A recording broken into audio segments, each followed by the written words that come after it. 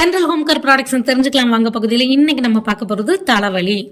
இந்த தலைவலியோட வேதனைய கிராமப்புறங்கள்ல பாட்டிங்க அழகா சொல்லுவாங்க. தலைவலியும் வயிற்று வலியும் தனக்கு வந்தாதான் தெரியும்னு. அந்த அளவுக்கு இதோட வேதனை இருக்குமா? மெடிக்கல் ஃபீல்டுல இந்த தலைவலிக்கான காரணங்கள் என்னென்னங்கிறத ஆராய்ச்சி பண்ணோம்னா அந்த லிஸ்ட் நீண்டுகிட்டே போகும். தலைவலிக்கான காரணங்களை 2 கேட்டகரியா பிரிக்கலாம். ஒன்னு மன ரீதியான தலைவலி, 2 உடல் ரீதியான தலைவலி. இந்த மன ரீதியான தலைவலி முந்திலாம் வயசானவங்க மற்றும் பெரியவங்களுக்கு மட்டும்தான் காணப்பட்டுச்சு.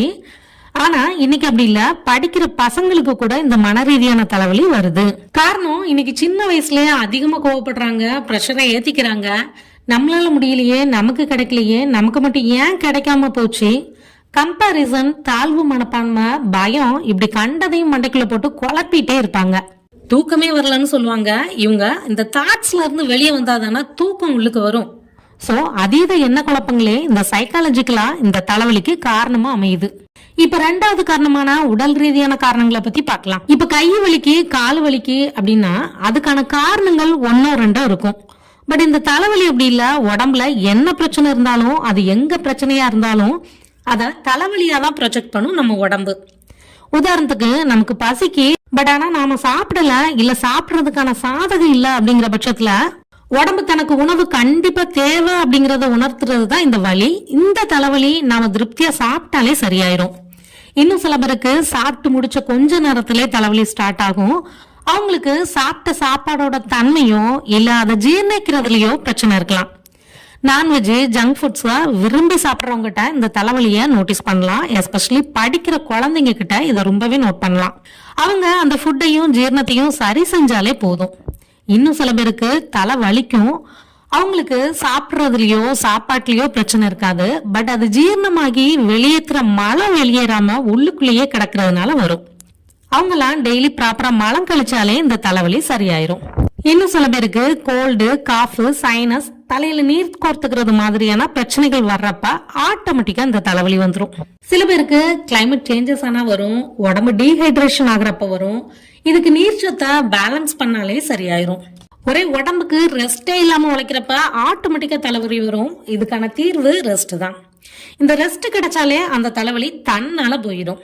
சிலருக்கு அடிக்கடி தலைவலிக்கும்பாங்க, கடைசியில ப்ராப்பரா தூங்கி இருக்கவே மாட்டாங்க. இந்த மாதிரியான ஆட்கள் நல்லா தூங்கினாலே இந்த தலைவலி தன்னால பறந்து போகும்.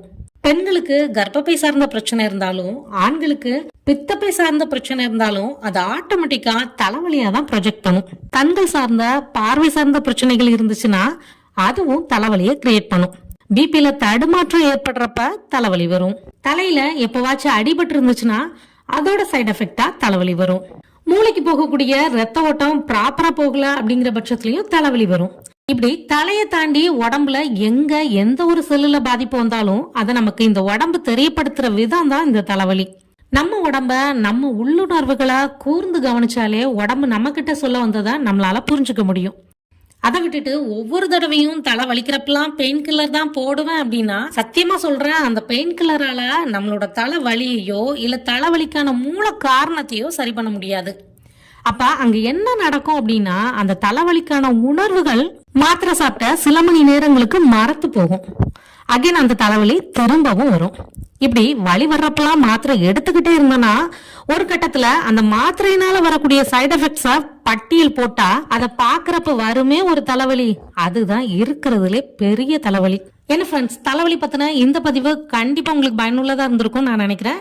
இதுல நீங்க என்ன மாதிரியான தலைவலியை எப்படி ஃபீல் பண்ணீங்கிறத கண்டிப்பா கமெண்ட்ல பதிவு பண்ணுங்க. இதே மாதிரி வேற ஒரு நல்ல பயனுள்ள பதிவுல நாளைக்கு நான் உங்களை சந்திக்கிறேன். அது வரைக்கும் உங்களிடமிருந்து விடைபெறுவது தென்றல் ஹோம் கேர் ப்ராடக்ட்ஸ் தூத்துக்குடியிலிருந்து உங்கள் கோமதி நாகராஜன். நன்றி, வணக்கம்.